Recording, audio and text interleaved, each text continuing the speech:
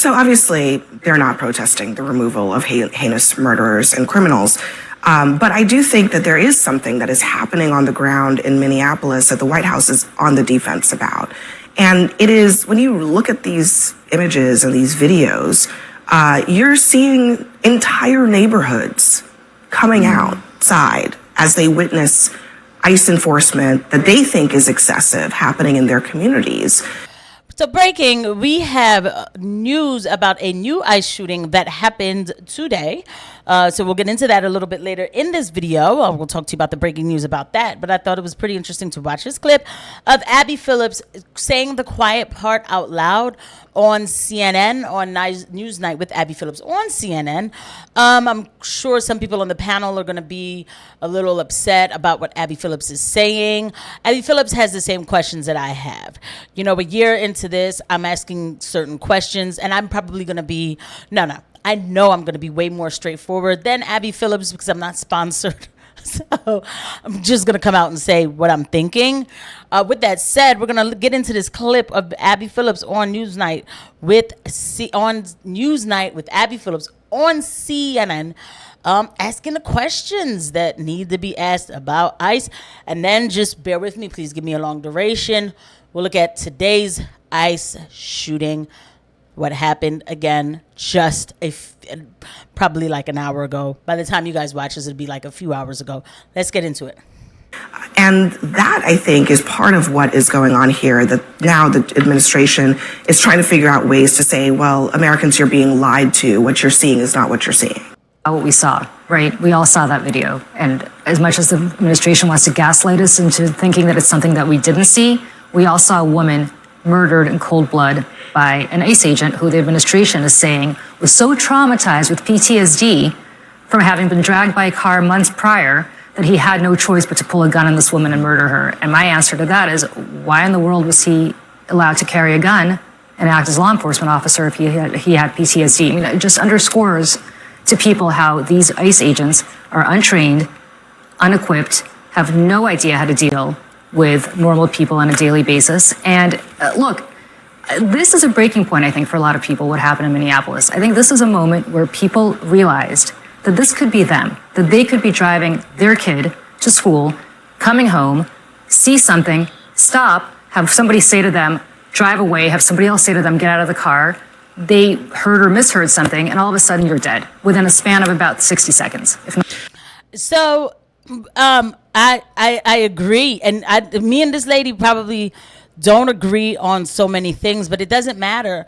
I do kind of agree about what she's saying, especially with seeing another shooting happen. And look, also, please do not engage these people. We do not promote that kind of movement here at all. Please do not engage these people because whatever it is, they do have a job to do. However, if you are an American citizen, which I have seen them grab up and then, later on say, we got it wrong, I don't know, and somebody's coming at you to get you, your first reaction is to get worked up.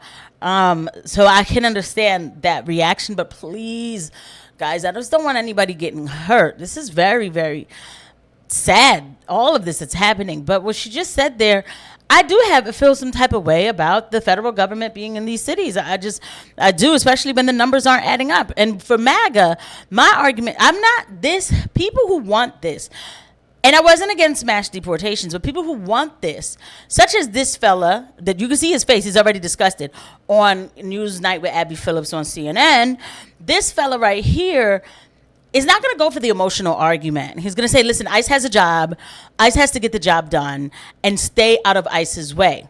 Fine, but ICE isn't doing the job. The numbers have not been updated since May. American people, how long are we going to take this type of gaslighting? I mean, this is huge gaslighting. The only videos I see is of ICE getting in situations with people, right? Okay.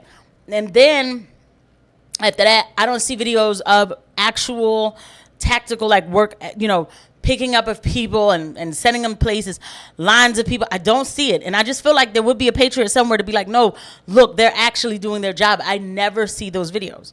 So that's where I would go with him with the argument. I'd be like, well, look, they didn't update the numbers. Like, okay, this is what you want, but you're not even getting that. And now we having these attacks. That's what I would say if I was on Newsnight with Abby Phillip on CNN. Obviously, I'm not. And who knows? Maybe they're not allowed to say that, too, because we know that the conversation, the argument gets controlled on these type of like corporate channels, Something like that. I think we all understand that this could happen to any one of us. This is a breaking point for a lot of people in America, even people who are not political before understand what a problem this is now. There's a lot to criticize when it comes to the rhetoric coming out of this White House, but there's a lot to criticize out of the president's critics as well. It was not a murder. It's not malice aforethought. Nothing has been proven in court. He called her an effing you-know-what. We do not in this country adjudicate issues like this based on fragmentary evidence in the court of public opinion. He adjudicated it by executing her. And it could not happen to anybody else. This is not something, because can we spare for 2 seconds? This was a tragedy. And I think most Americans look at this and say this should not have happened. But it should not have happened for a variety of reasons. So we can spare a moment to think of the people, the American people, who voted in a president who said, I'm going to execute a mass deportation program. And it's going to be messy because there are going to be a lot of new personnel coming on board. There's going to be a lot of new tactics that we're going to deploy. And yet it's necessary because of the immigration that was led into this country under Joe Biden. And 2, there is a network of activists who put people in very dangerous situations. And the thing is, I would agree with him on that, but the thing is like we're not seeing again the work that's being done. Like even if they said, okay, so they dropped off 1,000 more ICE agents into Minneapolis or whatever, 1,000 more should have at least one piece of footage of a line of people that they're picking up. You know what I mean? Go to the hotels, the nursing homes. They're not going to go there anyway because the people who run those places, they need their help. I just feel like, what is this agency here for? What is this mass deportation that looks so disgusting? Let's keep it real. All I keep hearing is like, casualties and all of that. But what is it even doing? That's how you argue with a man like this on Newsnight with Abby Phillip on CNN. Hopefully Ana Navarro maybe can make a better point. And I'm not saying I'm fans of these people. It's just that they're having the discussions, and I think that we need to have our discussions as Americans wondering, hey, what all of this, what's going on? Well, she started invoking Gettysburg the day of. Yes, but she set the tone by being the first one out of the gate within minutes, before she had any information, before she had any facts, calling her a domestic terrorist. And I think we should all be calling for? I think we should be calling for an investigation that includes local law enforcement so that there is some credibility, so that people who think that one side is biased or the other side is biased, I would like to see both sides cooperating on a credible investigation, because I think Renee Nicole Good's son deserves answers. I think this country deserves answers. And I think Donald Trump did say he was going to do massive deportation, but he said over and over again, he campaigned over and over again on deporting heinous criminals, the worst of the worst. And the vast majority of the people that have been deported are not the worst of the worst. There's decent people who, some of them were here under some color of law, some of them were here undocumented. Some of them have been sent to the worst hellhole in Central America, where they have been tortured without violent criminal records. So you have to be careful with Ana Navarro, because she didn't say El Salvador like she should have, because a lot of people are with this El Salvador type of what's going on in El Salvador, that I could do I could go live about that. It is insane. The type of surveillance state that El Salvador is, they want to turn that America into that.